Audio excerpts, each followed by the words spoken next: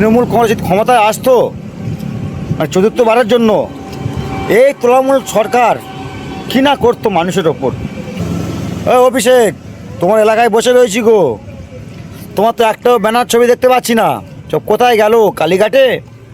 এবারে বিজেপি ক্ষমতায় আসবে আর বিজেপির বিরুদ্ধে লড়াই হবে আইএসএফ, ইন্ডিয়ান সেকুলার ফ্রন্ট, ভাইজানের দল লড়াই করবে। বাংলায় তৃণমূলের কোনো ঠাঁই নাই, বাংলায় তৃণমূলের কোনো ঠাঁই নাই। এই মুহূর্তে বসে রয়েছি আমরা ডায়মন্ড হাওড়ার নদীর পাড়ে। আর কেন বসে রয়েছি?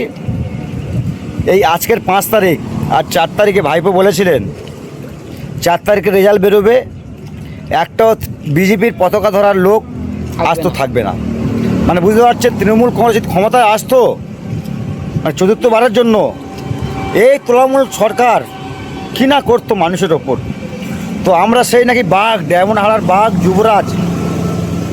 অভিষেক, তোমার এলাকায় বসে রয়েছি গো, তোমার তো একটাও ব্যানার ছবি দেখতে পাচ্ছি না, সব কোথায় গেল? কালীঘাটে?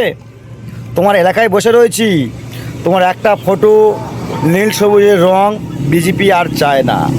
তোমাদের এই নীল সবুজের রং সব ভেঙে গুড়িয়ে দিয়েছে। পিসি ভাইপোর অনেক খেলা হয়েছে, আর না পিসি ভাইপো। এবারে বিজেপি ক্ষমতায় আসবে আর বিজেপির বিরুদ্ধে লড়াই হবে আইএসএফ, ইন্ডিয়ান সেকুলার ফ্রন্ট, ভাইজানের দল লড়াই করবে। বাংলায় তৃণমূলের কোনো ঠাঁই নাই, বাংলায় তৃণমূলের কোনো ঠাঁই নাই, যেটা আমরা মনে করছি। বাংলার জয় হয়েছে, চোরমুক্ত বাংলা হয়েছে। জেলার সব খবর এখন থেকে আপনার হাতের মুঠোয়। সব খবর দেখুন এক ক্লিকেই আপনার মোবাইলে। রাজনৈতিক, দুর্ঘটনা, খেলা, বিনোদন সহ আপনার এলাকার সমস্ত খবরের আপডেট পেতে চোখ রাখুন জেলার সর্ববৃহৎ এবং জনপ্রিয় ডিজিটাল মিডিয়া প্ল্যাটফর্ম ইনসাফ টিভির পর্দায়।